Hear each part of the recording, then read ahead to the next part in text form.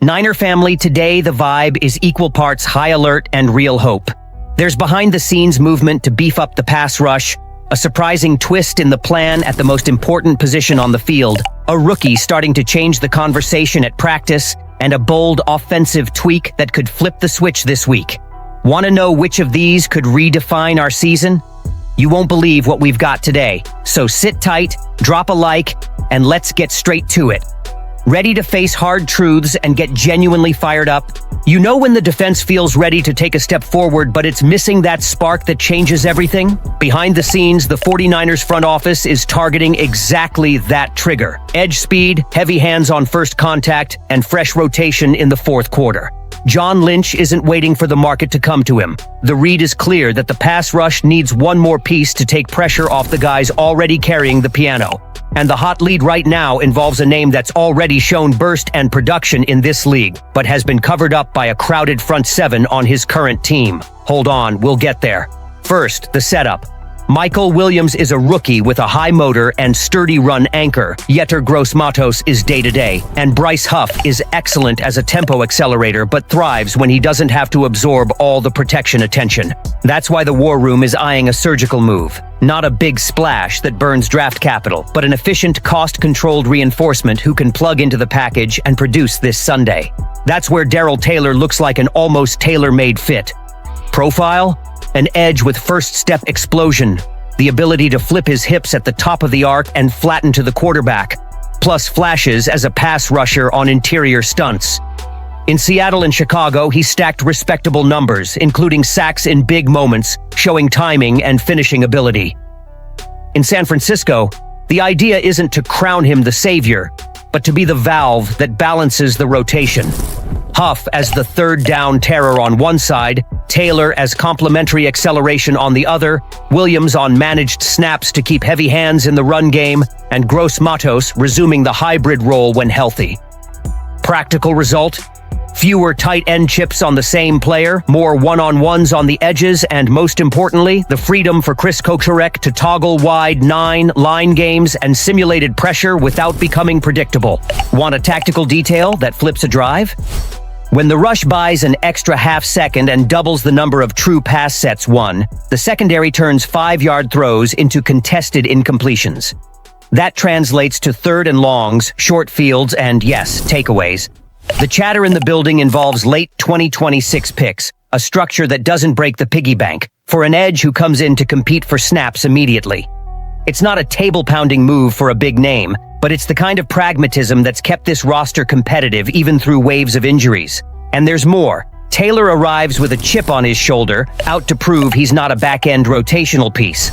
That kind of motivation shows up on tape right away. More aggressive get-off, heavier hands, and pursuit to the whistle.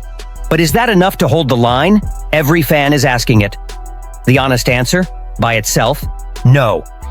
Paired with play-calling tweaks, more pre-snap sim pressures, strong side overloads to dictate protections, and the interior gaining a half step with twists, adding an explosive edge changes the math.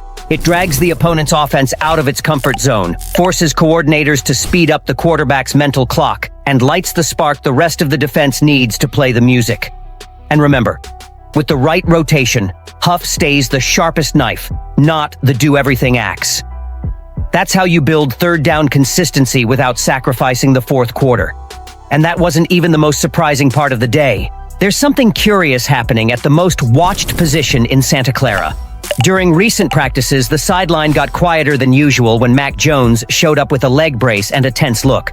The knee issue was already known, but what no one knew is that the quarterback also felt his oblique on the final snap of the win over the Rams. And if 49ers fans have learned anything, it's that when the body starts sending the bill, quarterback room drama never arrives alone. All week long, the tone was mystery. On Monday, Jones didn't throw a single ball. Wednesday, he returned, but with obvious limitations. Thursday, a few short tosses, and then nothing. Silence and concern. The only deep ball anyone saw on the field came from quarterbacks coach Mick Lombardi, while Adrian Martinez, the rookie who had barely taken snaps with the first team, handled reps with the starters. That flipped the alarm to Max.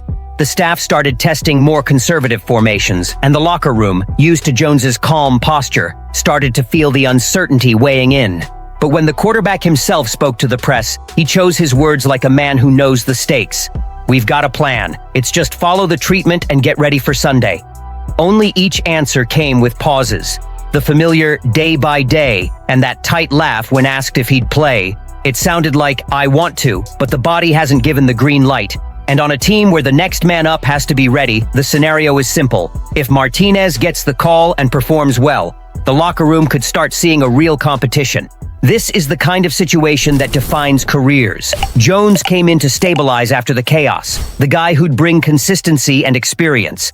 But the NFL is ruthless, especially when the roster is hungry for wins and the head coach is willing to adjust everything for performance. Behind the scenes, some say Shanahan is considering cracking open the playbook for a more mobile flavor, with rollouts and quick options, if the rookie steps in. That would bring freshness, but also risk.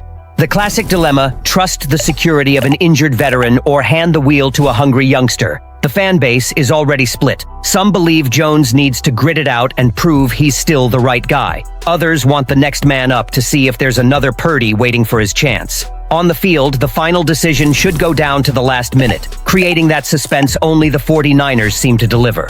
One thing's certain: if Jones takes the field limited, Shanahan will need a surgical plan. Quick game, reinforced run, and rapid reads. But if the team hits week 6 with the third-string quarterback, brace for another chapter in Santa Clara's most unpredictable soap opera. And while the staff tries to balance risk and hope, there are those who insist the story can still flip. Because if the 49ers win without stability at the most important position, locker room morale shoots up. And then, my friend, no one's stopping this roster. But hold on, because what's coming next could completely change how this defense is viewed across the NFL. The most impressive thing in Santa Clara to start this season is how the new wave is becoming vital to the system. Fans can worry about injuries, but inside the 49ers building there's a quiet confidence, and it has a name: Alfred Collins. The kid arrived without much buzz, missed minicamp and OTAs, but one game under the Thursday night football lights was enough to show he's different.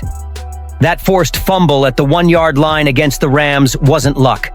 It was recognition, power, and pure instinct. Exactly the kind of play that separates doing your job from changing the game's course.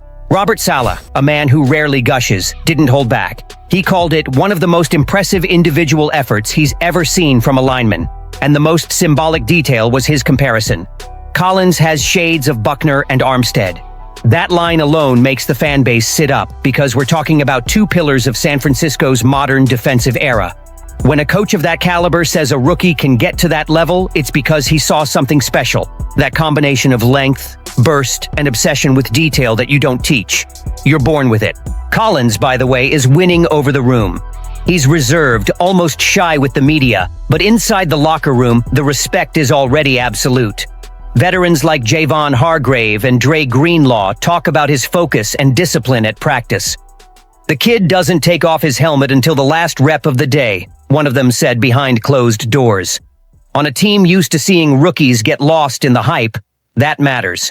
He's become a talking point in D-line meetings, not just for talent, but for how he executes the basics. Technically, Collins brings a tool the team has missed since Buckner: length. He's got long arms, keeps the blocker off his chest, and attacks the ballpoint even through doubles. That's how he forced that fumble on the doorstep. He literally split the block with his shoulder and punched the ball out with his forearm, almost textbook execution. On tape, the instinct jumps out. Zero hesitation, instant read of the guard's pull, and violent penetration into the gap. It's the kind of clip that ends up on teach tapes, and Saleh confirmed it. That play will be on training videos for a very, very long time. The excitement is justified. He's still raw, sure, but he brings what the team needs most right now: fresh energy and immediate impact. The fact he missed part of the offseason and is already contributing screams maturity. Internally, some believe Collins could be a full-time starter by mid-season. He offers versatility, 3-tech in pass packages, or bump out to 5-tech in base. That flexibility gives Steve Wilks, or the D-line coach, the freedom to rotate without drop-off. It's fitting that fans are getting hyped about a defensive prospect, because the 49ers' DNA has always been forged in the trenches.